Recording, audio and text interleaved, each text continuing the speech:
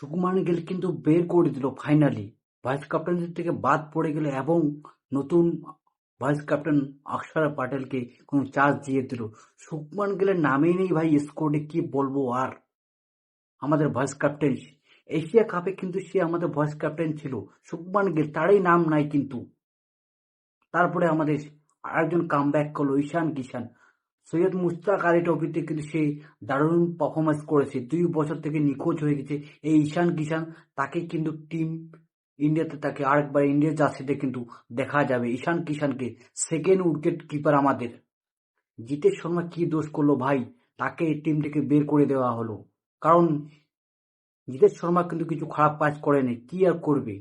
শুভমান গিলকে বের করে দিয়েছে, তার জন্য কিন্তু জিতেশ শর্মারও জায়গা নেই। কারণ ওপেনার করবেই অভিষেক শর্মা এবং সামজু স্যামসন, এই দুইজনে তারা ওপেনিং করবে। তারই জন্য কিন্তু 7 নাম্বার এবং 5 নাম্বার এবং 4 নাম্বারে অনেক ব্যাটিং হয়েছে। শুভেম ডুবে, রিঙ্কু সিং, অক্ষর প্যাটেল, হার্দিক পান্ডে। তার জন্য কিন্তু জিতেশ শর্মার নাম ওইখানে নেই, তার জন্য বাদ পড়ে গেল। সে কিন্তু খারাপ কাজ করে নাই ভাই, কি আর বলবো। এটা কিন্তু তারপরে রিঙ্কু সিং কিন্তু কামব্যাক করলো।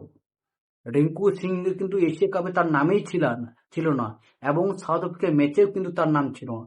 তারপরে সত্ত্বেও কিন্তু এই রিঙ্কু সিংকে জায়গা দেওয়া হলো।